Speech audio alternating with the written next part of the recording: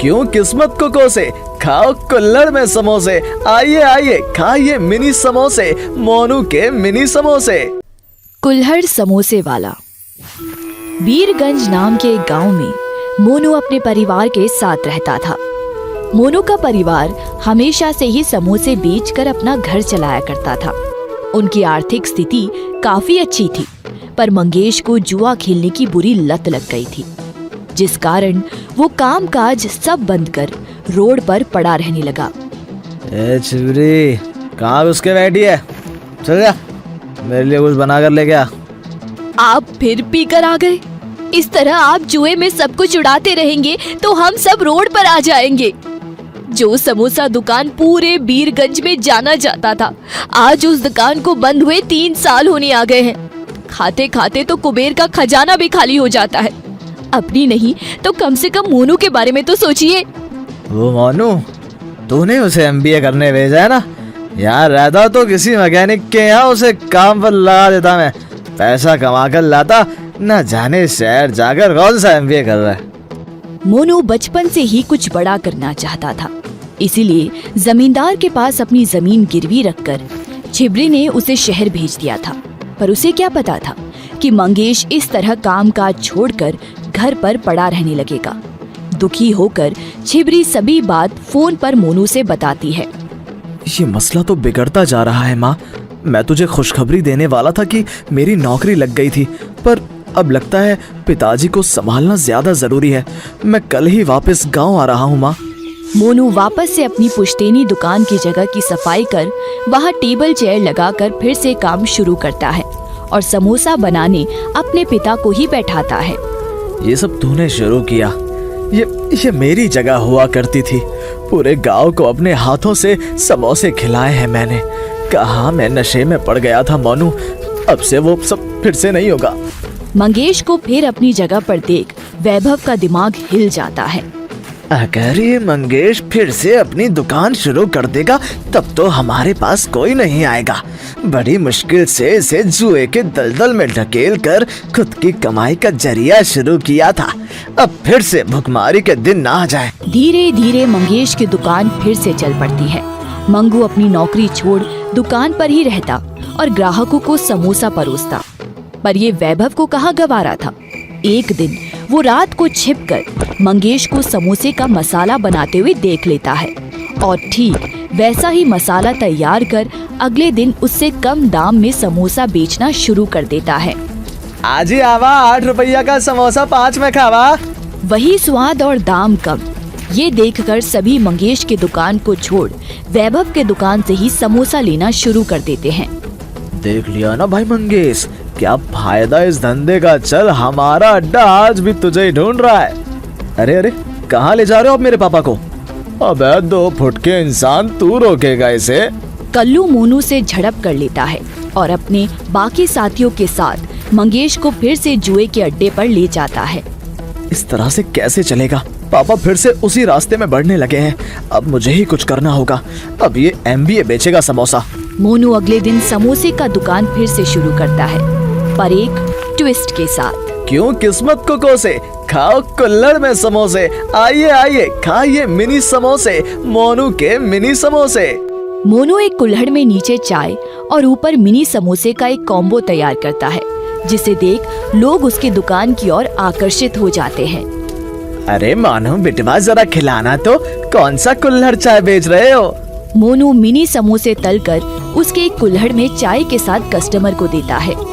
अरे ई का भला है, ये समोसा है या मुंह को स्वादिष्ट करने का जादुई नुस्खा? दिल खुश होगा बेटा, मैं सभी को तुम्हारी दुकान पर भेजता हूँ अभी। मोनू का आइडिया बड़ा ही अलग और अनोखा था। कुछ दिनों बाद उसके दुकान के बाहर एक गाड़ी आकर रुकती है, जिसमें से एक आदमी उतरकर मोनू के कुल्हड़ समोसे खाने के बाद उससे पूछता है, ये आइडिया आपके दिमाग में कैसे आया? इतना अलग। मैं बहुत प्रभावित हुआ हूँ आपके इस सोच से। एक्चुअली मैं एक रिपोर्टर हूँ, मुझे न्यूज़ भी मिल जाएगी। Actually I am an MBA from Delhi. मेरे पिता को जुए और शराब की लत लग गई थी। उस लत से उन्हें निकालने के लिए ये MBA हलवाई बन गया। MBA कुल्हड़ चाय वाला मिल गया मुझे। ये टाइटल से हमारी न्यूज़ बहुत चलेगी। उसी रात प्रकाश मोनू की पूरी जीवन गाथा को लिखकर पेपर में छपवा देता है और MBA चाय वाला सुर्खियों में छा जाता है। अगले दिन सभी टीवी चैनल वाली की भीड़ मोनू के दुकान पर लग जाती है। मोनू ने सभी बातें प्रकाश को बताई थी, जिस कारण पुलिस वालों को कल्लू के जुए के अड्डे का पता चल जाता है और कल्लू के साथ साथ उसके साथी पकड़े जाते हैं।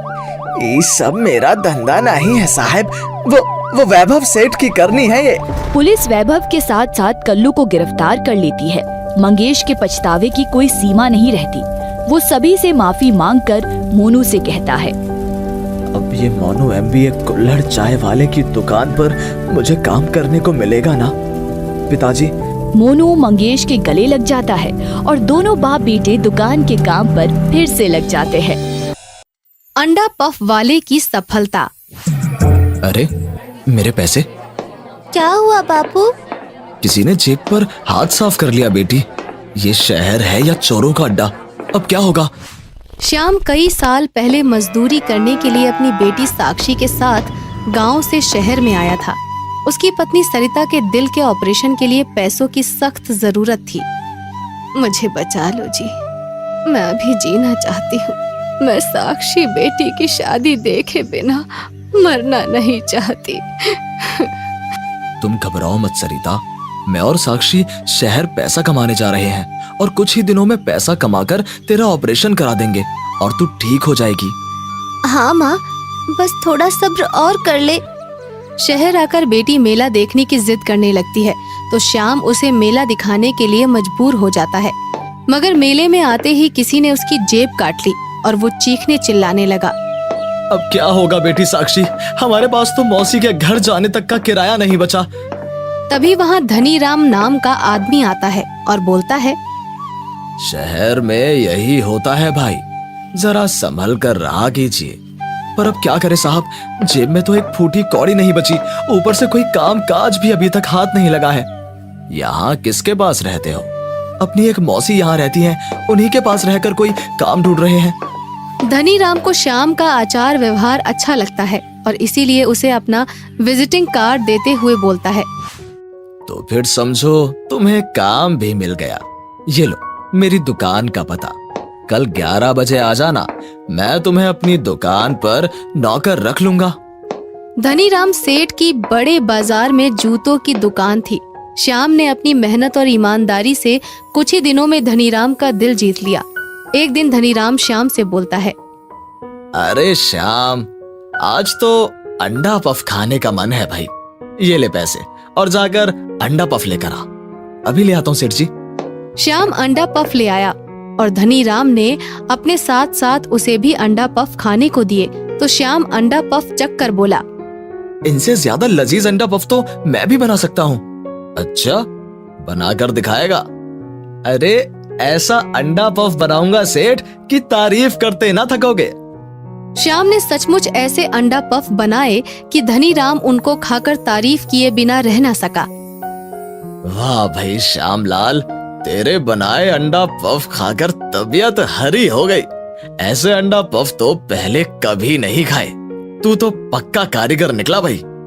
धनीराम को इतना खुश देखकर श्याम बोला, सेठ जी, अगर आप इजाजत दे तो मैं आपकी दुकान के सामने अंडा पफ की ठेली लगा लूं।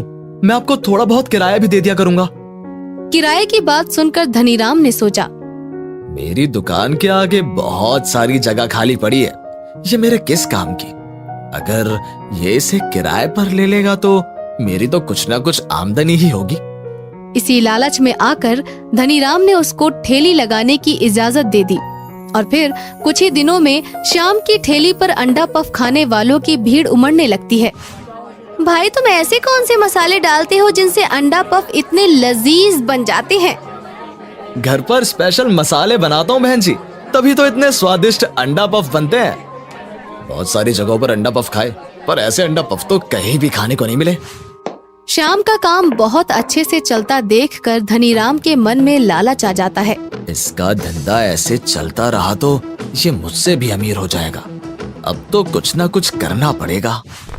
कुछ दिन बाद श्याम को अचानक से बीमार सरिता से मिलने के लिए गांव जाना पड़ता है और कई दिनों के बाद जब वो गांव से वापस काम पर लौटता है तो देखता है कि वहाँ पर कोई और ही आदमी अंडा पफ की ठेली लगाए हुए था। अरे तुमने यहाँ ठेली क्यों लगाई भाई? यहाँ तो मेरी ठेली लगती थी। तुम यहाँ ठेली कैसे लगा सकते हो भाई? तभी धनीराम बोला, अब यहाँ तुम्हारी ठेली नहीं लगेगी, मैंने अपनी ठेली लगाकर कारीगर रख लिया है, समझा? ऐसा गजब मत ढाओ सेठ, मुझ गरीब के पेट पर लात मारकर क्या मिलेगा आपको? ये कहकर श्याम की नजरें अपनी ठेली को ढूंढने लगी। मेरी ठेली कहाँ है सेठ? उसे तो दे दो। कहाँ से दे दूं? उसे तो तेरी गैर हाजिरी में कमेटी वाले उठा ले गए। ये सुनकर श्याम को बहुत दुख हुआ, मगर श्याम ने हिम्मत नहीं हारी। वो साक्षी से बोला, सेठ के मन में लालच आ गया है बेटी, इसलिए हमें धोखा दे दिया। मगर तू चिंता मत कर, मैंने इनके पास ही एक दुकानदार से बात कर ली है, अब मैं वहाँ पर ठेली लगा लूंगा। उस दिन के बाद श्याम ने वहाँ अंडा पफ बेचना शुरू कर दिया और फिर कुछ ही दिनों में वहाँ भी उसका काम चल पड़ा। वाह भाई श्याम, तुम तो जहाँ जाते हो खाने वाले वहीं चले आते हैं। मेहनत और ईमानदारी से काम करने का यही फल मिलता है भाई। उधर धनीराम सेठ ने अपने अंडा पफ बेचने के लिए कई तरह के तरीके अपनाए। उसने श्याम से सस्ते दामों में भी अंडा पफ बेचे, मगर फिर भी उसका धंधा पिट गया और वो श्याम का दुश्मन बन गया। इस कमबख्त श्याम के रहते तो मेरा धंधा चल ही नहीं सकता, अब तो इसे यहाँ से भगाना ही पड़ेगा। अगले ही दिन वो अपने कुछ आदमी श्याम की ठेली पर भेजता है। अबे साले, इतना खराब माल बनाता है और ज्यादा दाम मांगता है, मारो साले को और भगाओ यहाँ से। ये कहकर धनीराम के गुंडे श्याम की जमकर पिटाई करके वहाँ से चंपत हो जाते हैं। श्याम अस्पताल का बिस्तर पकड़ लेता है और अंडा पफ बनाने का काम उसकी बेटी साक्षी को करना पड़ता है। साक्षी श्याम से भी अच्छे अंडे पफ बना लेती थी और इसीलिए श्याम का काम पहले से भी अच्छा चलने लगा। उसके पास नोट बरसने लगे। अम्मा, बापू अब ठीक है और हमने तेरे इलाज के लिए पैसे भी जमा कर लिए हैं। बस कुछ ही रोज में घर आकर तेरा ऑपरेशन करवाएंगे। साक्षी ये कह ही रही होती है कि तभी कुछ लोग उसकी ठेली उठाने के लिए आ जाते हैं। चलो चलो, इस ठेली को उठाओ, ये ठेली आज के बाद यहाँ दिखाई नहीं देनी चाहिए। आप कौन है साहब? दिखाई नहीं देता, नगर निगम के लोग हैं। हम गरीबों पर दया करो साहब, यही हमारी रोजी रोटी है, इसे मत छीनो। हट पीछे, उस धनीराम के होते यहाँ तेरा धंधा नहीं चल सकता। जिस गांव से आए थे वहीं लौट जाओ। साक्षी रोती रह जाती है और नगर निगम वाले श्याम के इस ठेले को भी उठाकर ले जाते हैं और उसी समय श्याम भी वहाँ पर पहुँच जाता है। बापू, हमारी ये ठेली भी चली गई। मैं जानता हूँ बेटी कि ये सब धनीराम सेठ की करामत है, अब हम यहाँ काम नहीं कर पाएंगे। चलो बापू, जिस काम के लिए शहर आए थे वो तो पूरा ही हो गया। माँ के इलाज के लिए तो पैसे जमा ही हो गए ना। घर आकर साक्षी संदूक खोलती है तो उसे पैसों का थैला खाली मिलता है। बापू, गजब हो गया, हमारे सारे पैसे चोरी हो गए। देखो, थैला तो खाली है। हाय राम, ये कैसे हो गया साक्षी? अब तुम्हारी माँ का इलाज कैसे होगा? वो तो मर ही जाएगी। श्याम रोते रोते मौसी के पास जाता है। ये कहकर श्याम रोने लगा और उसकी मौसी की जबान में कुछ बनावटीपन आ गया।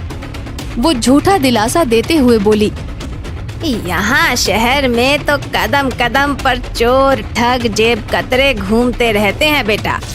किसी ने तेरे पैसे चुरा लिए तो भला इसमें मैं क्या कर सकती हूँ। तुम्हें वापस गांव जाना हो तो बताओ, कुछ पैसे मैं दे दूंगी। मौसी की बनावटी बातों से श्याम समझ गया कि पैसे उसी ने चुराए हैं, मगर फिर भी वो चुप ही रहा। इस शहर में इसी के भरोसे आया था और इसने ही माँ बनकर मेरा और मेरी बेटी का पूरा ख्याल भी रखा था। अब इस पर चोरी का इल्जाम लगाऊंगा तो 10 आदमी मुझे ही बुरा कहेंगे, इसलिए चुप रहने में ही फायदा है। यही सोचकर श्याम चुप रह गया, मगर उसका दिल टूट चुका था। उसे शहर से ऊब होने लगी थी, तो वो सोचता है, अब तो गांव लौट जाने में ही भलाई है। साक्षी की माँ का इलाज तो ना करा सका, कम से कम उसके मरने पर उसकी चिता को आग तो अपने हाथों से दे ही दूंगा। यही सोचकर श्याम और साक्षी गांव के लिए वापस चल दिए, मगर रास्ते में फिर से वही सालाना मेला लगा था और जब वो वहां से गुजरे तो अचानक साक्षी की नजर एक बैनर पर पड़ी और खुशी से उछल पड़ी। बापू, उस बैनर को देखो। श्याम बैनर पढ़ने लगा। इस साल का सबसे बड़ा कुकिंग कंटेस्ट प्रथम स्थान पाने वाले को 10 लाख का पुरस्कार।